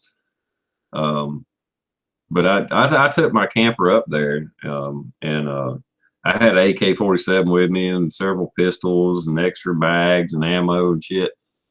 Because we were way up, up in the woods, and we was talking about it afterwards. I was like, well, I took the AK because this is bear territory, and if I got the choice between an AK and an AR, I'm going with an AK. Yeah. Was somebody out there said, Matt, does anybody in your group bring a bite kit, and are they of any use? JXX asked that. We got guys with bite kits. We got guys with EpiPens and bee sting kits and things like that. I personally don't carry one, but I couldn't tell you the manufacturer of them off the top of my head. But we do have guys that have bite kits. We do have guys that's got EpiPens, things like that. So, but again, I couldn't link you to what they carry. Our doc, our medic, carries a bite kit, for instance, and it's one that he swears by. He's a licensed EMT. He's been through all the schooling, blah, blah, blah, but I couldn't tell you which one it is. I do know, and I've been told by several people, the Walmart bite kits are fucking garbage.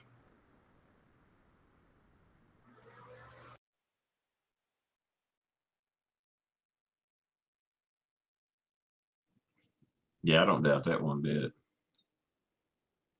I mean, what is a bite kit? Is it just a rattlesnake kit, a snake kit? Is it just like an anti-venom that you can buy and have on hand already? I don't actually know what all's in them. Okay.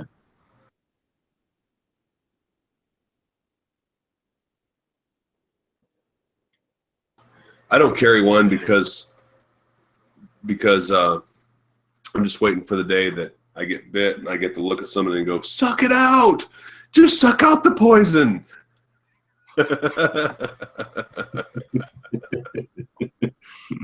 Got me right on the ass.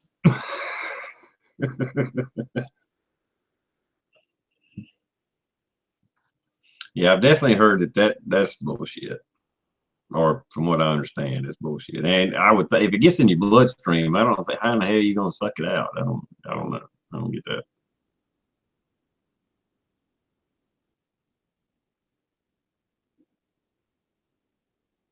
Yeah, I think AZ Patriot, was it AZ Patriot just said that? Yeah.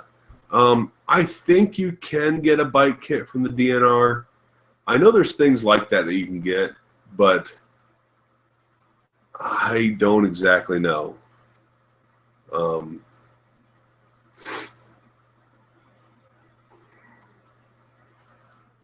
And then he said the best bite kit is a phone. That's true.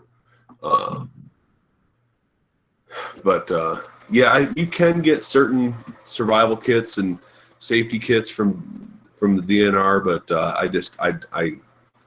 I don't know exactly which ones off the top of my head.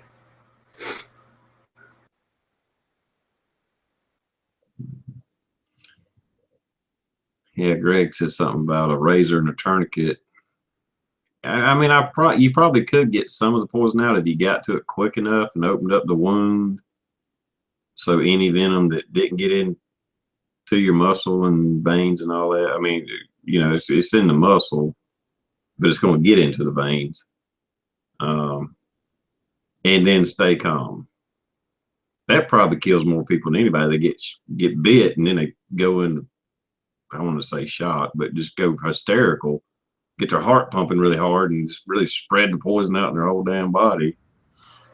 That's why I carry a really sharp hatchet. That's the bite kit you need. Oh, you got bit on the ankle? From the knee down.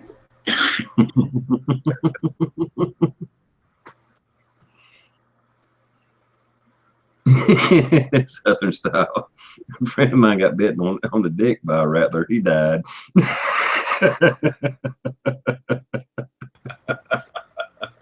I bet he did. Sorry, dude. Not. You're gonna die. Anything you want me to tell your wife? Yeah. Look, Joe got bit on the dick by a rattler. That sucks. So, campsite's over here. Let's everybody go. Here's a bottle of water, Joe. We'll talk to you later. Good luck with that. Yeah. Yeah. Good luck with it.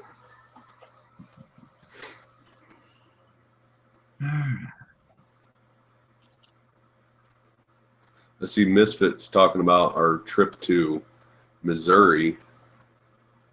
Oh, he must be talking about that snake that we ran into in Missouri. We were down there.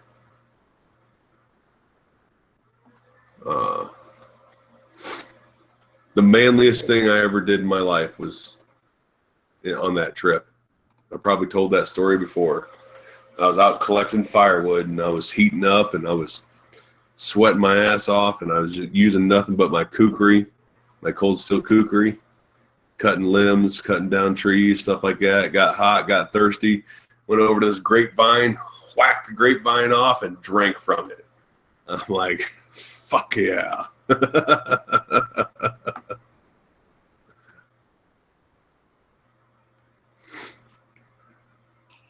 Yeah, that would give you some man points right there. Or whatever you call it. Some badass points.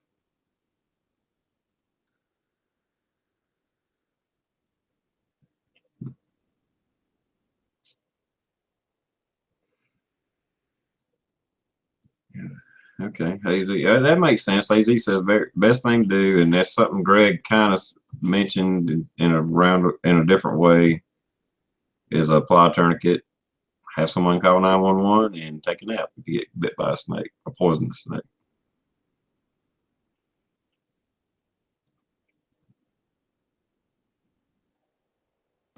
They're talking about electrocuting people out there that gets bit. Yeah. I seen that about a brown recluse. That was the best thing to do. I never heard that. No, the best thing to use on a brown recluse is a shotgun. Yeah. You see one on the wall, you're like, God! Got it!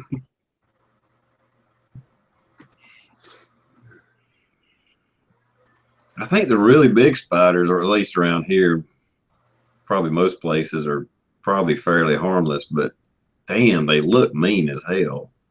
We got some that, I mean, the legs spread out, not the body, but the whole damn spider's like that freaking big. I shit you not. Yeah. I killed one in my house a few months ago.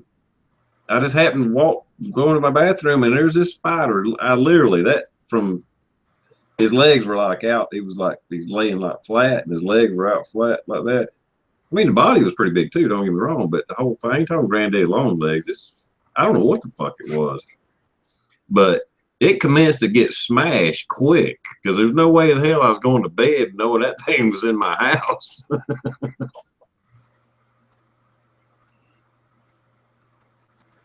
My brain is just going to this place with this whole shocking people. Like, I'm just picturing myself being out in the middle of the desert. Some dude gets bit by a spider or stung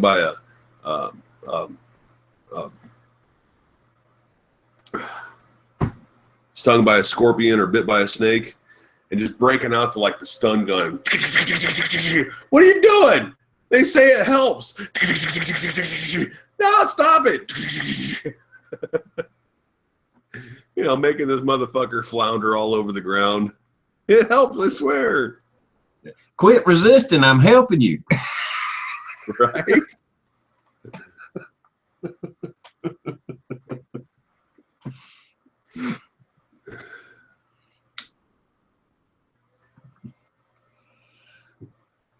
It's just like it almost reminds me of something that you would see on like the Three Stooges, you know?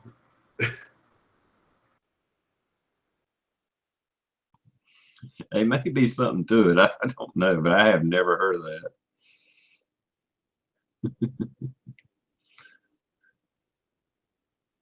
Yeah, Fuzz Fork says chickies and guineas eat a snake. They will. They'll chase down rats, frogs, and all kinds of shit. I seen an old video where a rabbit, I don't know what kind of, it was probably a black snake or something, I don't know. It was an old video, but I seen a rabbit kick a snake's ass, and this was a big snake. It was a long, big snake. Was whooping its ass. The snake ended up, there was this tree with limbs low. Somebody was filming it. It was like in their yard. And the snake actually climbed the fucking tree to get away from the rabbit. And I'm sure the snake was going after those little baby rabbits or something like that in its, you know, nest or whatever rabbits have. You seen the video of that squirrel kicking that snake's ass? Uh-uh. Oh, yeah. Look up squirrel versus snake. It's like on the side of a road or something, and this squirrel's a badass, dude. Just an absolute bad luck. Wow. That's like, they got to make a movie out of this squirrel.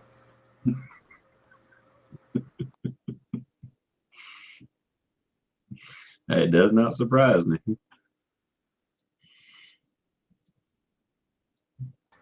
Yeah, okay. Gosh, I am tired. The squirrels here, Yeah. they just run from you. Squirrels back in Ohio, they like creep up on you. And you see them in the middle of the road standing up on their hind end like you're driving at them. And they're like, come on, bitch. You know, bring it.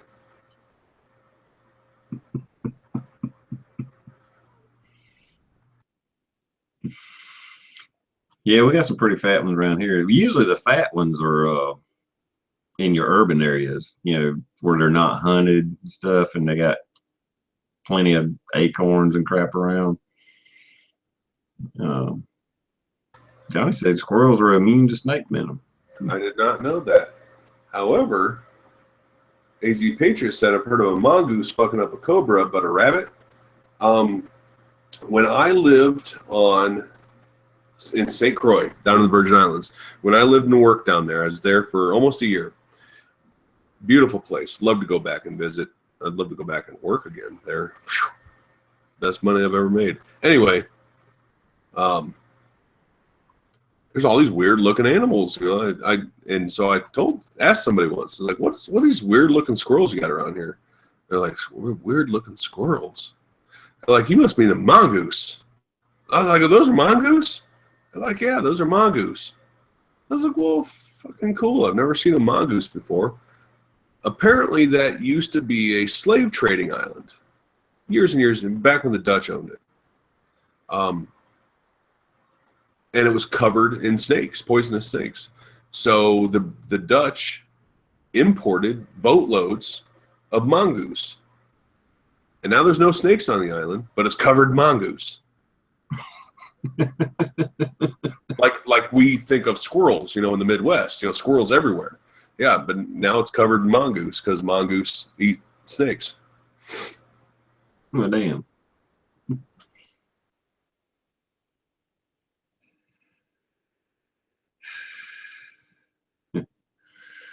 All right. Well, I know you tired. I worked today. I'm a little tired. Got frustrated trying to start this damn chat. Got held up on that. We'll go ahead and wrap it up if you want to, Matt. It's up to you, man. I'm just having these spells of yawns. That's all. Well, normally we'd already ended it anyway. I started late, but normally we'd already ended it. So I just want to thank everybody for sticking with me. I know I was late starting. Some of you may not know that, but anyhow, I had some YouTube problems, and hopefully I got that figured out. So anyway, I'm gonna let Matt do an outro if he would like to. I thought we had a really, I mean, it was a little shorter than usual, but man, the shit we talked about tonight, it was a really good chat. Just free flowing with survival stuff and gear and answering tons of questions from the chat room. A lot of back and forth from the chat room. So that was really awesome. Check out the channel, Resist Tyranny, Guns, Gear, and Politics, if you don't already know. Friday night chat? No. Oh, you're not? Okay. No. Normally I would be doing a chat this upcoming Friday, which is opposite of the Conundrum, but I will be out of town. I am heading with my new lady friend. After I get off work, I'm going to shower, and we're heading up to the Grand Canyon for the weekend. So expect to see some pictures from the Grand Canyon and even Sedona. I think we're going to hit the Sedona area on the way back down. Yeah, so I won't be around at all this weekend, and chances are I won't be around Sunday night either. I'll be exhausted from the weekend, so I'll probably be sleeping by the time, if I'm even home by then. But I'll be sleeping by the time the chat comes on Sunday. Other than that, I don't have a whole lot of stuff going on right now. I got a couple of reviews I got to get out in the desert and do, but maybe a couple more stupid gun control argument videos. But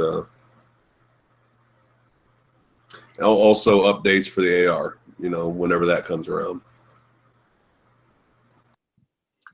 Well, cool. Thanks for coming and hanging out with me. Like I said, I had problems, so probably had a few more people if I hadn't started a little late, but that's all right. And yeah, no problem on the weekend, man. Have fun. I'd like to see the Grand Canyon myself. That sounds pretty cool. For those that know Trees of Blowing and are interested into reloading ammunition, Thursday night, Trees of Blowing at 8 o'clock is having a reloading special chat. He's got Buck Run 11 is going to be there. I think Papa Prepper or Papa Les, something like that. He's been around YouTube for a long time and reloading. I'll be there. May have some other people. Pop's Quest will be there. So it should be a good chat. If anybody's interested in reloading and has questions, that will be the place to go Thursday night to ask any questions about reloading, because between all of us, there's probably over 100 years of reloading experience there. So just don't ask TR to reload a Glock mag. I still hadn't shot one of those magazines. I'm kind of curious how they are and how well they break in. Damn, that's tight. But anyway, yeah, I need to do a video on those. I'll have a busy Thursday because I'm going to Gatlinburg, North Carolina to meet Toppy from the Redneck Gun Club, if anybody knows his channel. Gonna meet up with him, hang out with him a few hours, ride back to the mountains, and I gotta haul ass back, be ready for the reloading chat Thursday night, and then I gotta go to work Friday. So Thursday's gonna be a busy day for me. So anyway, thanks for everybody coming by. Yeah, Gatlinburg's a cool place. What's that now? Gatlinburg. It's pretty cool there. Oh yeah. It's like a giant circus. But they're dragging their bikes up, and we're gonna go riding and stuff, or that's what they're doing. I'm just gonna try to meet up with them and hang out a little while, eat lunch or something like that, and then come back. It's only a few hours away from me. So anyway, thanks everybody, and thanks for coming out and hanging. It's, like I said, kind of standing by until we got the chat going, and we'll talk to you. I'll be back Sunday night, September 6th. My YouTube penalty's over, and I can start doing the chats back on the TR Prepper channel. I don't know what day that is, but anyhow, September 6th, I can start doing them back on the TR Prepper channel. So, and I do agree with you, Matt. This was a really good chat. Totally different topic and subjects than we normally talk about, and it's a good chat. I appreciate it. And we'll see everybody later. Bye.